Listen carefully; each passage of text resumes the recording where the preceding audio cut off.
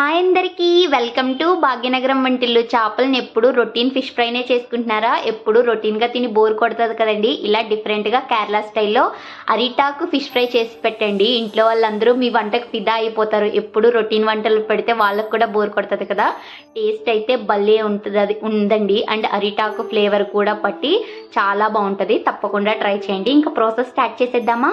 దానికోసం నేను సముద్రం చేపలు తీసుకున్నాను. ఏ చేపలైనా తీసుకోవచ్చండి. ఆ చేపలను తీసుకుని నేను చూపించిన విధంగా ఘాట్లు పెట్టాలి. ఇలా ఘాట్లు పెట్టడం వల్ల మసాలాలన్నీ చేప లోపలికి వెళ్ళి బాగా పడతాయండి. ఘాట్లు పెట్టడం మాత్రం మర్చిపోకండి. నేను చూపించిన విధంగా 2 సైడ్లు ఘాట్లు పెట్టేయండి. పెట్టిన దాంట్లో పసుపు, అల్లం వెల్లుల్లి పేస్ట్ కొంచెమే వేయండి, లేకపోతే అల్లం వెల్లుల్లి పేస్ట్ స్మెల్ వస్తుంది. కొంచెం కారం, సాల్ట్, గరం మసాలా పొడి వేసి చేపలకి బాగా పట్టించి బాగా మసాజ్ చేయండి. ఘాట్లలోకి తప్పకుండా వెళ్ళాలి. మసాజ్ చేసి ఒక అరగంట పాటు పక్కన పెట్టండి. ఇప్పుడు ప్యాన్ తీసుకుని ఆయిల్ వేసి చేపల్ని లైట్గా ఫ్రై చేసుకోండి. మొత్తం అరిటాకులోనే ఫ్రై చేస్తే అంత బాగోదు, కొంచెం పచ్చిగా ఉంటుంది. సో నేనైతే ప్యాన్లో ఫస్ట్ 50% వరకు ఫ్రై చేసేసుకున్నాను 2 చేపల్ని. ఇటు సైడు అటు సైడు తిప్పుకుని. ఈ చేపలు అయితే చాలా బాగున్నాయండి. నాకు ఈ చేపల పేరు కరెక్ట్గా అయితే తెలీదు, చాలా రకాలు ఉంటాయి కదా. నేనైతే సందువా చేపలు తెమ్మన్నాను, కానీ మా ఆయన అవి లేవని ఇవి తీసుకుని వచ్చారనమాట. 50% కుక్ చేసుకున్నాను 2 సైడ్లు.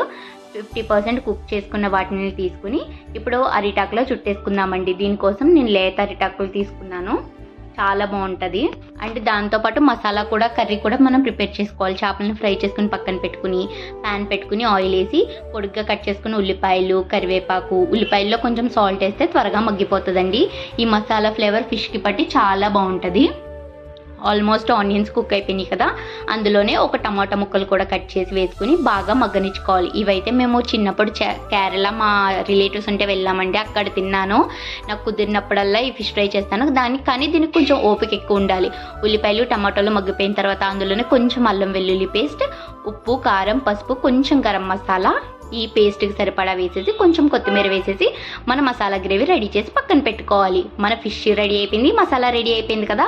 ఇప్పుడు అరిటాకులను తీసుకుని నేను చూపించిన విధంగా వేసుకోవాలండి. ఫస్ట్ మసాలా గ్రేవీ వేసుకుని మనం ఆల్రెడీ 50% కుక్ చేసుకున్న ఫిష్ని వేసి కింద పైన కూడా మసాలా గ్రేవీ వేసి అరిటాకుని ఫుల్గా చుట్టేసుకుని దారంతో కట్టేయాలి. నేను చూపించిన విధంగా బయటికి ఏమీ కనిపించకుండా. చూసారా, దారంతో చుట్టేశాను. నేను అంత పర్ఫెక్ట్గా చుట్టలేకపోయాను, మా మామ కూడా హెల్ప్ చేశాడు నాకైతే ఈ కట్టడంలో.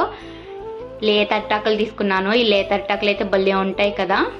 ఈ లేత అరిటాకుల్లో వెళ్ళి కట్టేసిన చేపల్ని ఇప్పుడు అదే ముక్కలో కొంచెం ఆయిల్ వేసుకుని మనం ఆల్రెడీ అరిటాకు చుట్టేసినవి ఒక 15 మినిట్స్ పాటు స్లో ఫ్లేమ్లో 2 సైడ్లు ఫ్రై చేసుకోవాలి. నేను చూపించిన విధంగా. చూసారా, వెళ్ళి ఇప్పుడు అరిటాకు అంతా మాడి దాని ఫ్లేవర్స్ అన్నీ చేపకు పట్టి ఆ మసాలా ఫ్లేవర్స్ కూడా చేపకు పడతాయండి.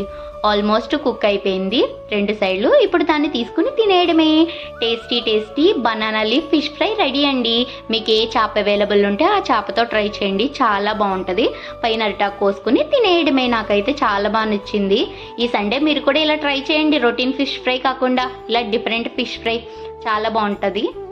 అండ్ మన ఛానల్లో మీకు ఇంకెలాంటి వంటలు కావాలో కూడా కామెంట్ చేసేయండి. కొంచెం మన ఛానల్కి సపోర్ట్ ఇవ్వండి. ఈ రెసిపీ ట్రై చేసిన తర్వాత మీకు ఎలా కుదిరిందో కూడా కామెంట్ చేయండి. Bye. Please subscribe my channel.